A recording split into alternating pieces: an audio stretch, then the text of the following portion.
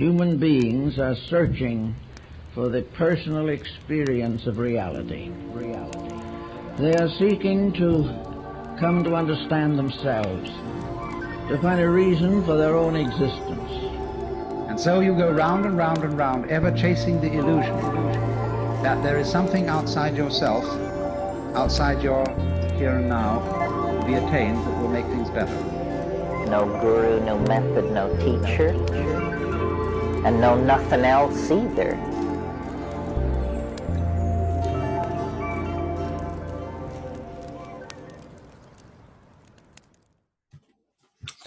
All right, welcome everybody. Today we have somebody who's been on the podcast every time, but I've never actually interviewed myself, so I'm curious to see how this goes. And it's my 34th birthday today, so that's part of the reason I'm doing this. I'm just celebrating myself, and having never asked myself the questions that I ask everybody else, I thought it would be cool. So as far as what I'm grateful for, I'm grateful just to be alive. I'm grateful for this week of my birthday that I've had. Getting to interview Angela on Sunday was awesome. She's somebody that was a big part of my life, so it was cool to reconnect and talk with her. Getting ready to release my book, hopefully today. That's been amazing to see a childhood dream come to fruition. Breaking 15,000 total plays on the podcast, just on SoundCloud. I don't really know where else I stand within that, from the videos I put out or whatever. Getting interviewed on a couple podcasts coming up, approaching, celebrating 18 months clean from all substances, approaching a year clean from mental health medication. It's just phenomenal. And this morning I woke up and I thought about how cool it was just to wake up and to do Tai Chi, to meditate, to pray, and then to go for a walk in the rain in my raincoat and think about times when I felt like I had to walk out in the rain, where I had to walk in the rain and had to walk in the mud and in all that crap. I had to, and how it was a privilege to be able to go out in there and to know that I could go to a warm space and to be in a good space mentally. In my poetry book, there's lots of stuff where I talk about walking in the gray transient points of life and having it be cleansing, but to walk in that and just to have a deep appreciation for being in such a good space. I'm so grateful for the people in my life and my higher power. I have an abundance of gratitude in this moment. So I'm going to read the daily Tao reading for today, and then I'm going to read the tarot card reading, and then I'll interview myself, and we'll see what happens.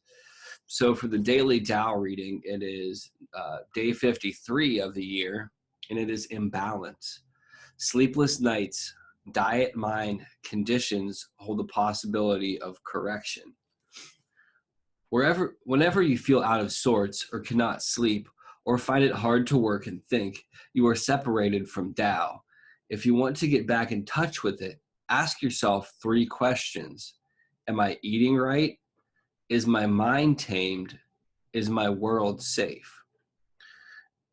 It's not facetious to look at the way you eat whenever you feel out of step with life.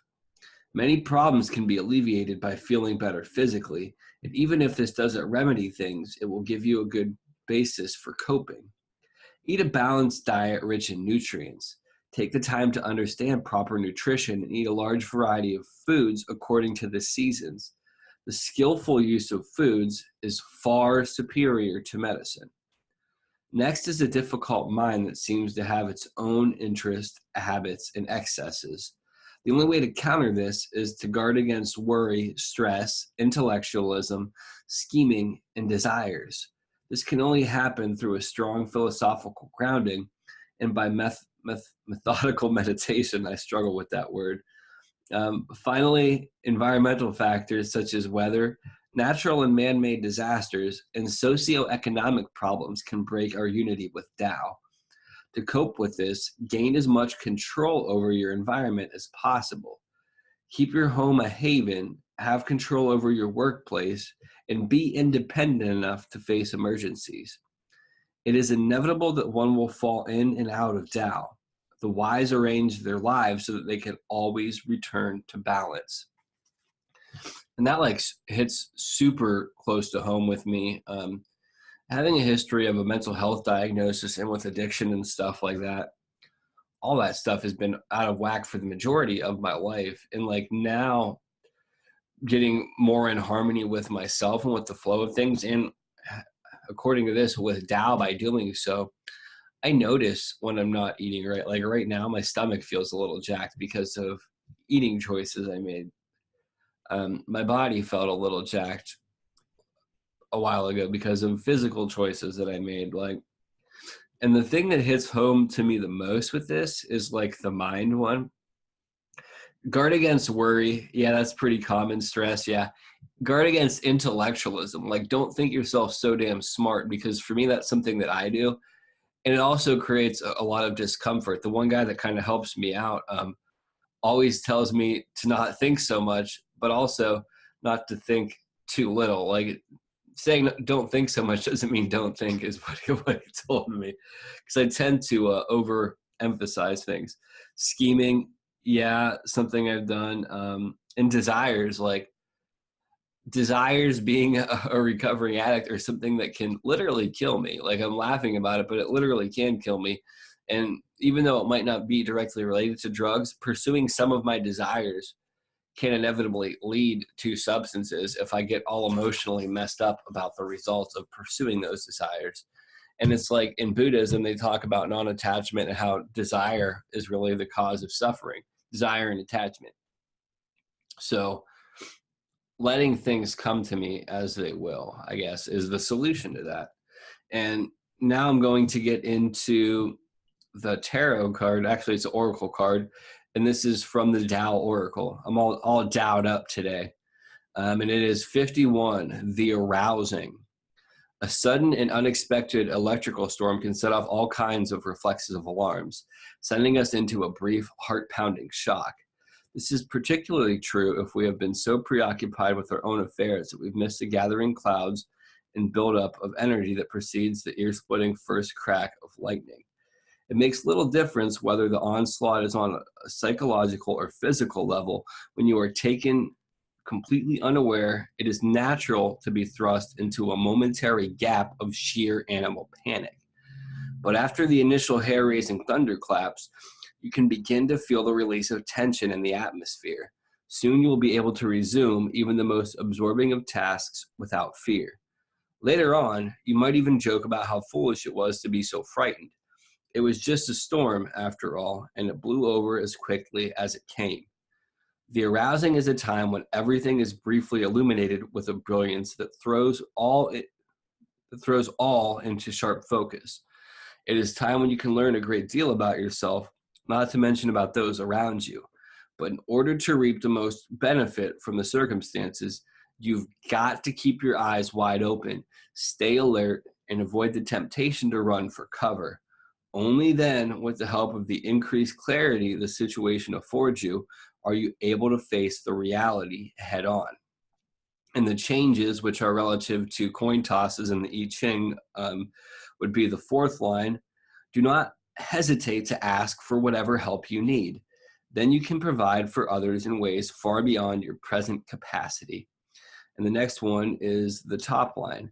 Pacing yourself is vitally important now, as you have responsibilities that are very challenging on many levels. Nevertheless, you are capable of handling it all by maintaining well-being from within. If you want to book a reading, like a tarot reading or a Tao Oracle reading with me sometime, get a hold of me on Facebook or through my webpage or whatever. And this card really hits home to me too, because it's like within the past couple weeks, being so stressed out about finishing that book really created this storm. And then like not knowing how to deal with being successful or like handle large amounts of stress like I was creating for myself through doing the whole book thing. I reached out to cigarettes, which in turn created more stress and just some other old behaviors in some ways. But through all that chaos, not picking up any minor mood altering chemicals beyond nicotine. But I don't count that as a relapse because I didn't get high. But like going through all of that and managing to not pick up, and then really getting to like evaluate how nicotine impacts me, and the relation to that, and even having chatted with Ronnie Landis about it, how like we have these habits that we pick up and how we utilize them when things get stressful, and it's okay to have that, but we also have to make peace with it. And like today, celebrating like 11 days without cigarettes, and having ended that like on a positive note with cigarettes, like thanking cigarettes or like tobacco energy or just spirit, whatever you want to call it, for being there for me when I needed it, like thanking it energetically and like consciously appreciating that last cigarette, and enjoying it, but also being like, this is goodbye. It was a profoundly deep experience, but it's also illuminating. And then like getting to see how all of that stuff worked out and like all the intricacies of it. I've learned a lot about myself from that whole experience. It was unpleasant as all hell. I wouldn't want to go through that again. Unfortunately, I'm sure I'm going to have a lot more unpleasant experiences because that's part of life. And for me, that's where most of my growth has been. I don't think it'll always be that way, but we'll see what happens. So now I'm going to get into my interview. I already responded to what I'm grateful for. What quotes do you feel most moved by, and explain what they mean to you? Off the top of my head would be Bruce Lee's "Be like water" or "Be water." And what that means to me personally is adapt to the situations that you're in, but maintain your general composition.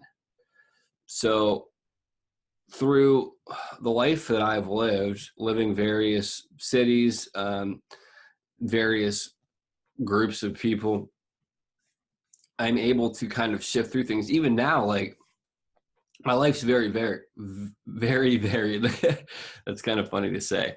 But like when you think about it, I do this thing, like I'm very big on spirituality and stuff like that. But at the same time, like when I go talk about mental health, I don't always bring up the nuances of my spirituality.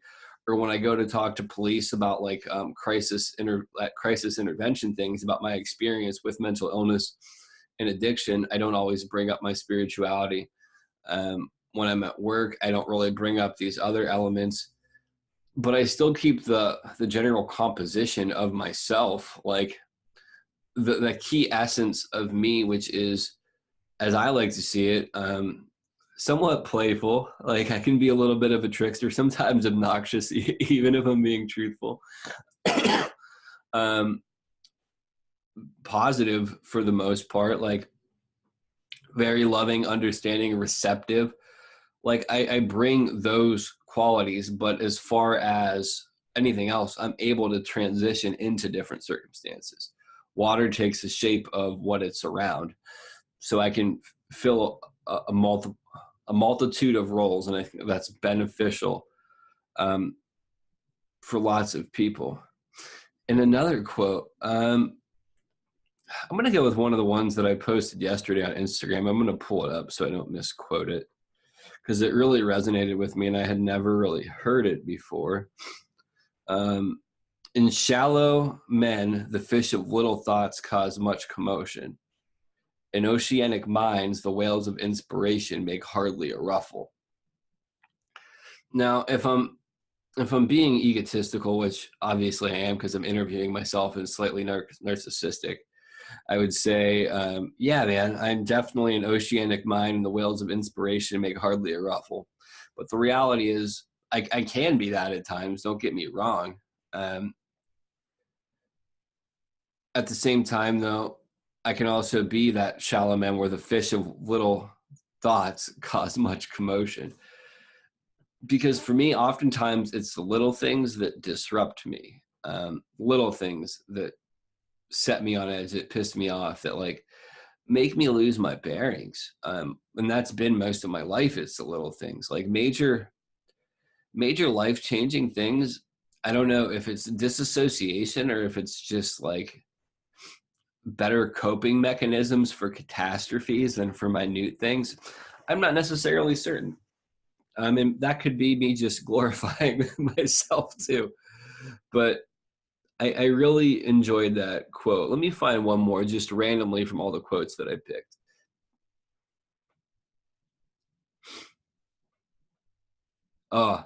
This one. A hero is one who knows how to hang on 1 minute longer. And that was said by Novalis. I forgot to say the last person's name. My bad.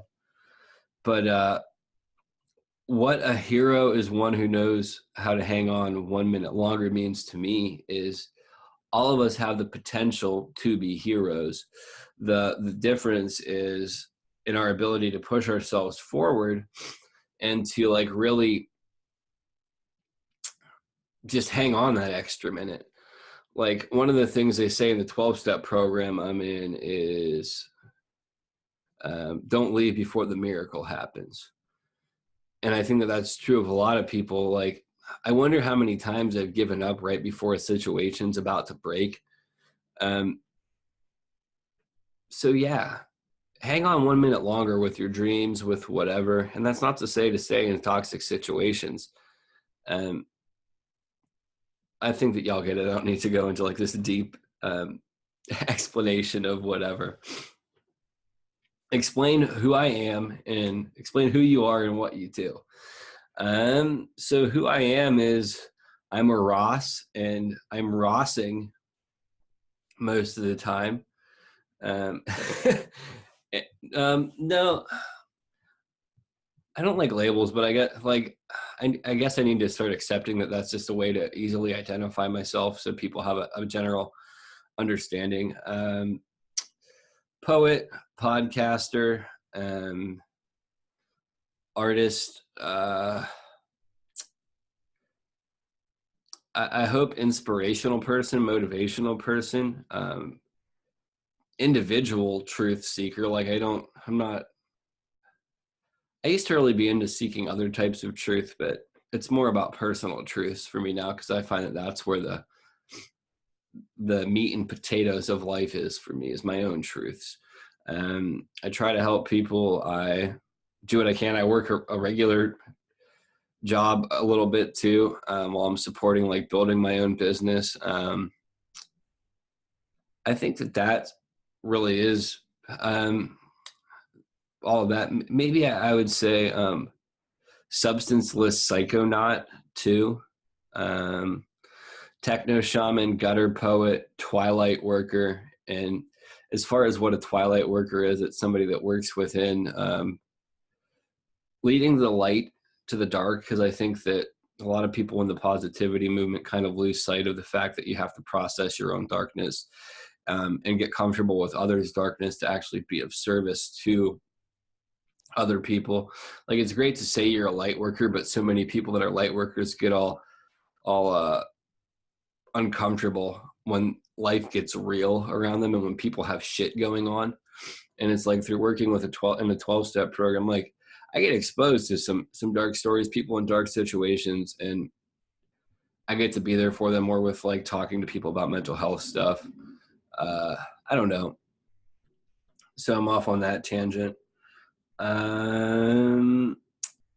Did I feel like I was different than others as a child? There's a reason why I ask that question to everybody, for some kind of identification. And it was interesting because when I talked to Angela this week, she said that like she didn't necessarily, and during that time, but looking back, she recognized that she was.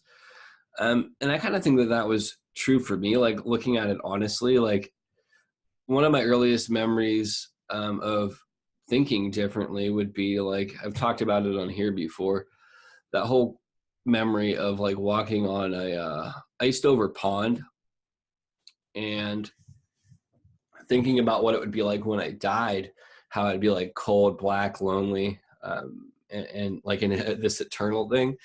So like, I don't think that that's normal. And then just remembering being in elementary school and just being completely different than everybody. Like wearing my mom's, she had graduated with her business degree, and I wore her cap and gown, like when I got out of when I transitioned from preschool to first grade, wearing bolos that my grandpa had made, getting a Kachina doll when I was like in second or third grade. And a Kachina doll is like a Native American God type doll thing. I don't really remember specifically what it is, but that's the blanket definition. You can Google it if you're more curious about what a Kachina doll is. Yeah, my life was really different. Getting to travel with my grandparents, selling gems and minerals. Yeah, absolutely. When did you first notice, in what instance? The first real moment that I would say that I noticed that I was different, there was a moment in like middle school where somebody, like I had Nikes on and like skateboarding clothes, and somebody asked like, and I don't like this term that I'm about to say, but it's just what people said back then. Are you like a skater or a wigger or whatever? And I was like, I'm just me. Like, I didn't realize that I had to identify as one group or the other in particular. And that's like the first moment that really stuck out. I mean, I could say vandalizing stuff or all the attention seeking behavior that I did, but that's what stands out to me. Do I have any odd experiences I am willing to discuss? As far as odd experiences, I've discussed all of them on here at length before. So there was the time I saw those glowing orbs in Northern California, the time that I ate a hash brownie and then had like an out-of-body experience where I woke up standing on a wall watching myself sleep, saw like all these hieroglyphics flash, saw a galaxy, star form, planet form, life evolve on that planet, life decay on that planet, sun burn out, like, and life completely stop. And then a voice said, you now know the secrets of the universe, or you now know the secrets of the mysteries, or whatever. And I'm saying it like very casual. It's been so long ago, and it just is what it is. And it's part of my experience. I'm not trying to sell anybody to believe me. I don't really care. When I went psychotic, there was a lot of really intense experiences that people that never had that experience, or that didn't have that subjective experience, wouldn't believe. But there was all these weird synchronicities. One of the weirder ones was feeling that like my soul was entering my body again, and then there literally being an earthquake that day, like the earth shaking, and like that physically happened at that exact moment. So it's fucking weird. Pardon my language. After that, there was all sorts of other weird experiences within psychosis that later on filtered through knowledge of esoteric stuff, or just different religions or whatever. All these similarities that connected to my experience personally. What led me to recovery was this nagging voice in my head that kept saying, if you want to help people, would you give up smoking pot? Me always saying, yeah, then getting high. And then very shortly after giving up smoking pot, being presented opportunities to directly help people by talking about my experiences, all the synchronicities that I've had within recovery, whether it be people saying what I'm thinking and not saying, the reading syncing up to exactly where I'm at. There was one really weird one in regards to a phoenix and a dragon, and it being on my ring through drifting, which is like shamanic journeying in the physical realm by setting intention. I've had some really odd experiences with that, which I'll share at a later date in more detail in regards to, and this is like the most recent one, which I really haven't talked about because it's just odd. So I had this like kind of semi-manic period from August like through September, and I'll touch on this other one too that was really interesting. So I had this really interesting experience just where there was like all these nuances of the psychosis that I had but it was also working itself out. Like so the psychosis that I had in summer of 2012 had similar like underpinnings. Like there was a carryover into the psychosis I had in 2014, in the winter of 2014, and so on. But the interesting thing is that when I had this manic episode, there was some psychotic flashes of it, but it was almost like it was working out, or like adding closure to those original psychotic experiences and like unifying them in a more palatable, understandable way. And I know that sounds completely fucking weird and I can't explain it. I'm not going to try to explain it to people. There's an anonymous quote: "I'm too insane to explain and you're too normal to understand." And that's just, that's just what it is. But anyhow, all that stuff happened. On the day that I got my 1 year clean, September 2nd of this year, of 2017 rather, I went to do service work, and I was driving to do service work, and I got to see a double rainbow. It was like my gift from my higher power. And then having interviewed Paul Vasquez, the gentleman who like shot the double rainbow video, that's familiar, like popularized over YouTube, where it's like, double rainbow, what does that mean? Having talked to him, it was a cool synchronicity with all of that.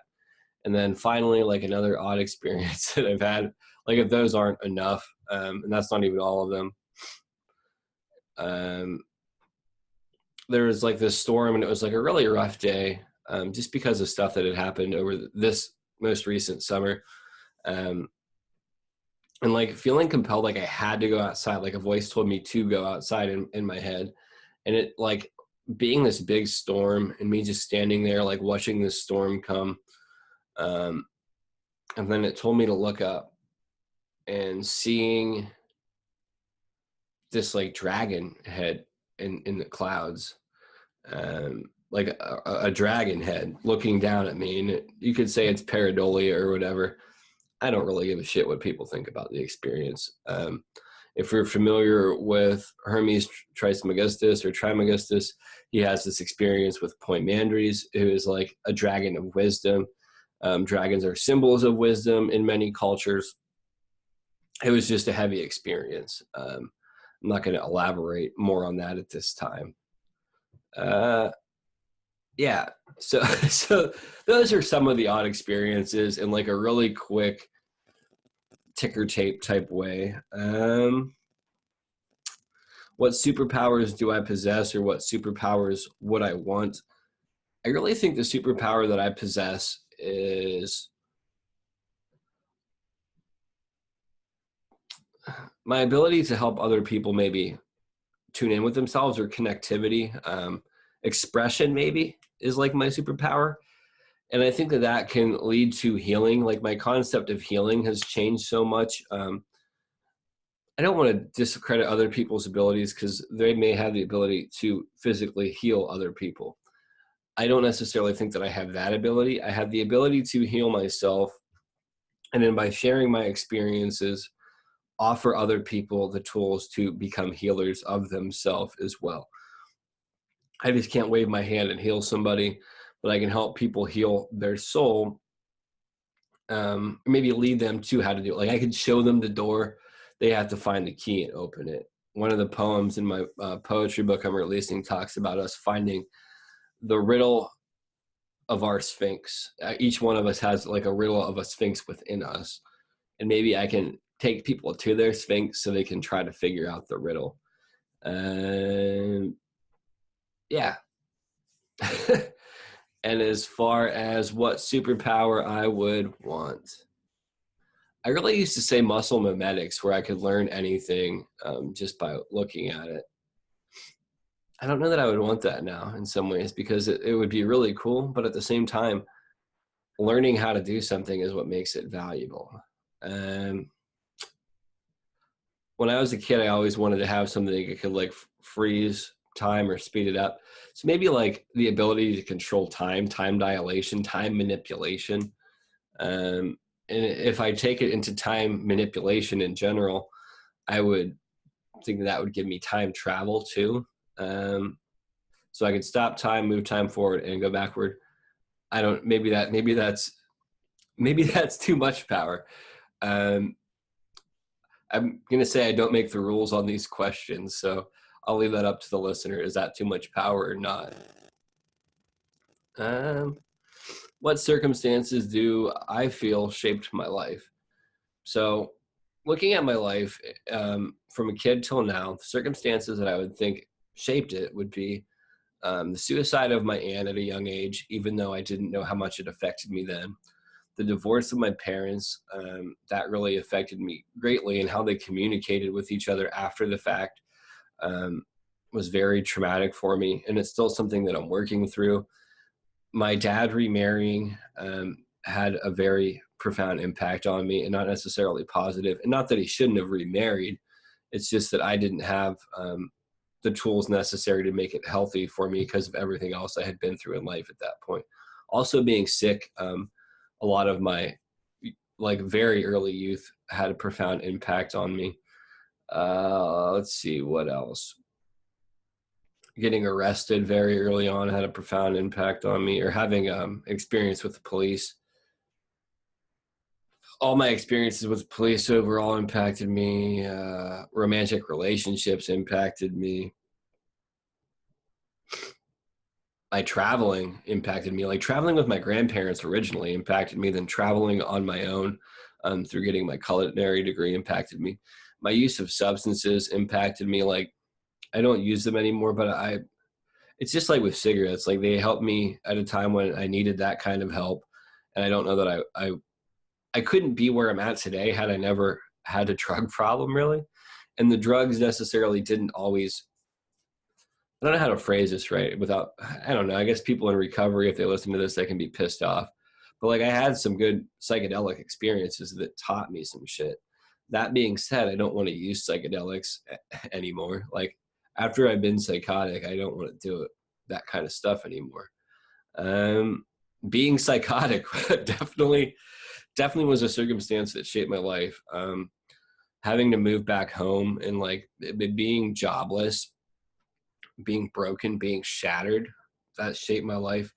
Finding recovery, finding connection, doing this, like this whole journey of the podcast, of my website, of healing myself and having other people help heal me, connecting with my higher power in like a deeper way. That shaped my life. So yeah, pretty much like everything in my life has shaped my life. Yeah. What positive lessons did you learn from your negative experiences? So for me, that really would be like this concept of there's lessons in negative experiences. Like you can look at situations and really just be upset about it, or you can look for the lessons in it and use them as teachers. The other thing that I would say is through all my negative experiences, I've learned that the reoccurring thread in all of them is me. Imagine that I'm part of all my problems, whether it be my perception, the action prior to the problem, the action after the problem. All of these things combine to create these problems. The other thing would be feeling victimized by things that happen in life is a choice. The alternative to feeling victimized, even if things are done to you, is to become an advocate for other people and to utilize that experience as a way of helping other people navigate through it. And in doing so, using your own suffering to help other people allows you to understand that experience on a deeper level. In my personal experience and opinion, my hair up here is kicking. For those listening to the podcast via SoundCloud or whatever, be grateful that you can't see that. My hair is banging. So that's what I learned from negative experiences. What songs or bands have lyrics that most resonate with you at this moment? So, I mean, Sublime always. I was listening to Sublime. It's my birthday today, and Bradley Noel from the original lead singer from Sublime, or the only singer from Sublime, because Rome, it's Sublime with Rome now. But yeah, him and I have the same birthday, February 22nd. One of my favorite lines I always connected with from, I want to say it's DJs, is "Ain't nothing wrong, ain't nothing right, but still I sit and lie awake all night." And then I'll go with another Pisces who had addiction issues, who I always identified with, which would be Kurt Cobain. And like thinking of a Nirvana lyric now that I just said that, it's kind of funny. I'm trying to think of one of the songs that I really like that maybe isn't as popular. I'm drawing a complete blank on the Nirvana lyric. So insert your own favorite Nirvana lyric. And as far as like new bands that I'm listening to, I like Black Pistol Fire a lot. Greta Van Fleet I've been listening to a lot, which is pretty phenomenal. If you like Led Zeppelin, they sound, some of their stuff sounds similar to some Led Zeppelin stuff, so I'm enjoying that. And like one other new band I've been listening to, I listened to some Ramshackle Glory last night. I was digging that. I can't think of any lyrics, but that guy definitely has an interesting approach to life.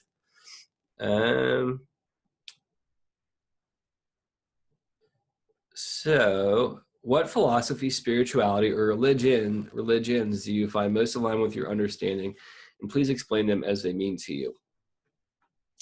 Omnism. I find truth in little bits of everything. I particularly like Taoism. I like Native American spirituality. And I say it that way just because there's so many different facets of Native American religions. But the general overall premise of that spirituality, I appreciate. Buddhism, I find a lot of good stuff in. Multifaceted. I mean, I've always not really necessarily liked Christianity, but I do find that there's truths in there when it's looked in more of an allegorical or metaphorical way rather than absolute truth of those experiences. I think that there's truth in pretty much everything, every type of religion, even if you look at it deeply. What do I perceive as my life's purpose? Being me and helping other people. And that's a distinct byproduct of being me, I feel like, because that's kind of what I feel like. I'm very enamored with the concept of a bodhisattva, which is somebody who postpones enlightenment in order to help other people. And I don't necessarily, let me put it this way. If I'm thinking about it like egotistically, I want to say I am that, and I did postpone that because I consciously made a decision to share these experiences when I could have just integrated back into it. At the same time, I could say that because I think that way, I'm obviously not. I don't really know. That's the truest answer that I have. I would stay to help people with my experiences, and I'll help people with my experiences without necessarily claiming bodhisattva-ness, even though I like to think that when I'm egotistical, but also just not knowing. I'm cool not knowing. It'll work itself out. What do I need to do to feel that I am working towards that goal?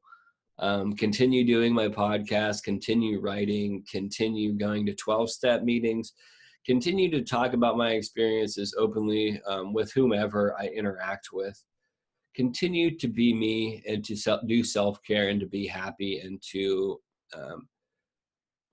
explore new opportunities and push boundaries and move forward in life. If I had to describe my personal philosophy or condense my life experience into a few words, what would it be? The work is the same. And what I mean by that is it's an incredible amount of work to be miserable all the time. It's an incredible amount of work to be happy all the time. The work is the same. The results are completely different. And I know from experience, like when I was running around and getting high and like going through all this bullshit, it was an incredible amount of work. If you don't believe me, start doing drugs, fuck up your life, and see how fun that is. See how much work it is. Or if you're already somewhat miserable, just see how much work and energy you put into being miserable. Like recognizing like what an energy suck being depressed is, feeling like shit is. And that's one of the reasons why I think depressed people have so little energy, is because they spend all their energy agonizing themselves out about it. And I'm not saying that it's something you can necessarily just shift over easily. People have to understand, I've been incredibly depressed a large portion of my life. I've suffered from manic depression. So I know about that. I also know about the high highs. But I think that energetically it is the same amount of work. So the work is the same. Just what do you want? Who inspires me? People that go through shit, that keep going on, like people that get it, I guess. People that push themselves, people that try, people that have a sparkle in their eyes, that are like excited about life, people that want to teach, people that can humble themselves, people that are there for other people. Like I always share when I ask other people this question and they say like all these people close to them, if you find lots of sorts of inspirations, you'll never run short on being inspired. So it is like one of those things for me where I try to be inspired by lots of different people. I'm not always successful at it because I'm a person and I can be a snob. That's just being real. What books would you recommend to others, or what books impacted you the most? So books that I would recommend to others, I'm reading the Dark Tower series by Stephen King. I would recommend that. Carlos Castaneda's Yaqui Way of Knowledge, I would recommend that. That's something that impacted me greatly. I'm looking at like stuff on my bookshelf right now. Celestine Prophecy really impacted me. Island by Aldous Huxley impacted me. Let me see what else. Oh, The Secret Teachings of All Ages by Manly P. Hall. Damn, that is a epic book. I think I said anything by Jack Kerouac. Hunter S. Thompson's stuff has impacted me a lot. 365 Tao, which is like a daily meditation book by Dang Ming Dao. I could go on and on about books that have impacted me. I've been a reader a large portion of my life, and I really do get a lot from other people. And I get a lot from reading the same book other times later on in life. So now I'm going to close it out. I'm going to keep this one simple. Learn to put your energy towards following your passions. Learn to love yourself. Learn to accept yourself. Learn to allow yourself to be where you're at, but also don't lose sight of where you want to go. Continue to define, develop, and revitalize yourself. Like keep your life fresh. Keep your life flowing.